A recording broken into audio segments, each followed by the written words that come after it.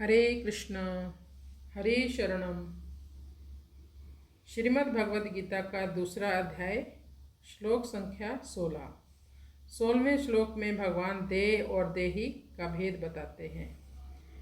कहते हैं, ना सतो विद्यते भावो ना भावो विद्यते सता, उभयोरपि दृष्टो अन्ता त्वनायो तत्त्वदर्शिभिः।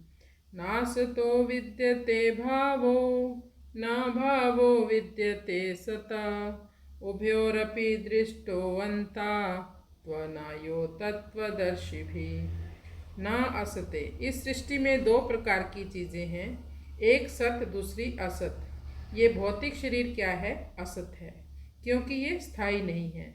जन्म से पहले ये शरीर नहीं था और मृत्यु के बाद भी नहीं रहने वाला।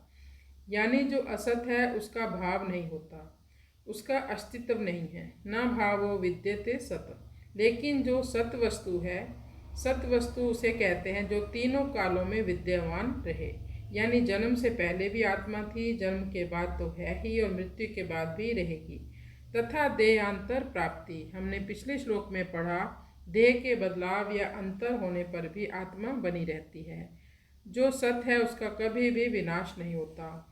उभयोरपि दृष्टोऽन्ता, यानी इन दोनों यानी सत और असत को जो जानने वाले हैं, जिन्होंने इसका दर्शन किया है, जिन्होंने अनुभव किया है, वो तत्वदर्शी।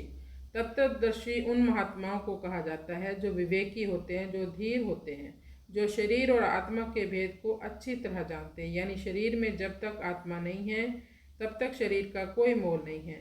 जब तक शरीर में आत्मा है तब तक यदि शरीर में कोई रोग भी हो जाए तो उसे अच्छे से अच्छे चिकित्सक के पास हम लेकर जाएंगे, अच्छे से अच्छे हॉस्पिटल में लेके जाएंगे।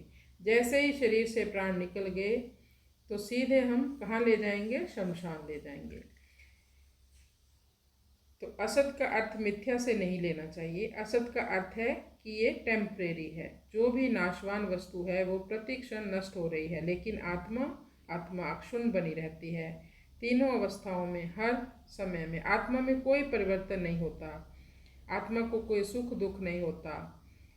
आत्मा विकार रहित है। शरीर में बदलाव होंगे पर आत्मा में कोई भी बदलाव नहीं होगा।